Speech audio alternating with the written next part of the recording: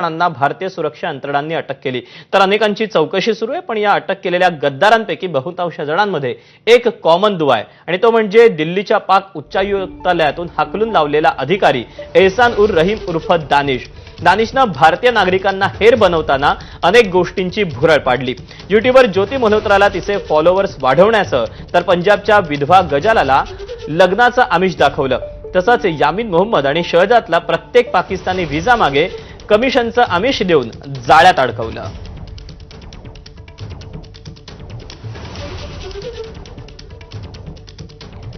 ज्योती आणि पाकिस्तानी गुप्तचर यंत्रणा ISIचा अधिकारी अली हसन यांच्यातलं व्हॉट्सअॅप चॅट आता समोर आलंय। त्यात अटारीवर एखाद्या अंडरकव्हर एजंटबाबत माहिती काढण्याचं काम ज्योतीवर ISIनं सोपवलं होतं अशी माहिती समोर येते। अंडरकव्हर एजंटला भुलवून एका गुरुद्वारात नेण्याचे आदेश अली हसन ज्योतीला देत असल्याचं चॅटमधून उघड होतंय। पाकिस्तानी ISI संघटना ज्योतीचा वापर भारतीय गुप्तहेरांची माहिती काढण्यासाठी करत असल्याचं हे धक्कादायक जे पुरावे आहेत ते आता समोर आले। जब आप गए थे अटारी वहां प्रोटोकॉल किस किस को मिला था असं अली हसननं विचारलं। त्यावर ज्योतीनं उत्तर दिले, किसको मिला, मुझे तो मिला नहीं। अली हसन म्हणतोय की इट मीन कोई अंडर कवर पर्सन हो जैसे, यार पता चल जाता है देखकर। आपको कैसे निकाला था या अंदर उसको अंदर लेकर आना था, इट्स माय मैटर। उसको अंदर गुरुद्वारे में ले आना था आपने, रूम में दोनों को बैठा देना था, अभी लगे रहो।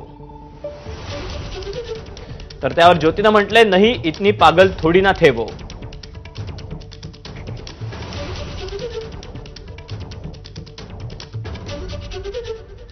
पाकिस्तानसाठी हेरगिरी करणारी ज्योती मल्होत्राच्या डायरीची पानं एबीपी माझाच्या हाती लागली आहेत। पाकिस्तान फिरून आल्यानंतर ज्योतीनं तिचा अनुभव या डायरीत लिहून ठेवला। ज्योती पाकिस्तानच्या प्रेमात कशी पडली होती हे तिच्या डायरीची पानं वाचल्यानंतर वेगळ्यानं सांगण्याची गरज नाही।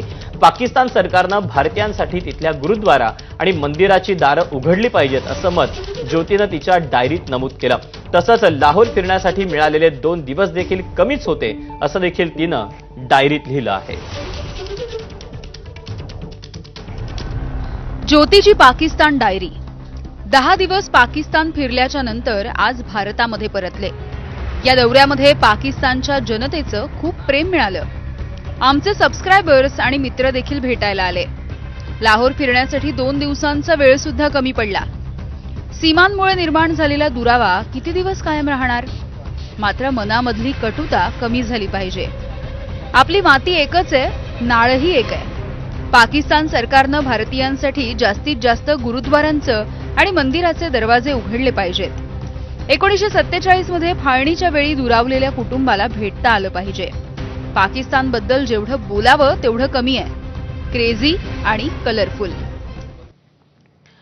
अवघ्या काही रुपयांसाठी पंजाबच्या गजाला नावाच्या महिलेनं देशाशी गद्दारी केली।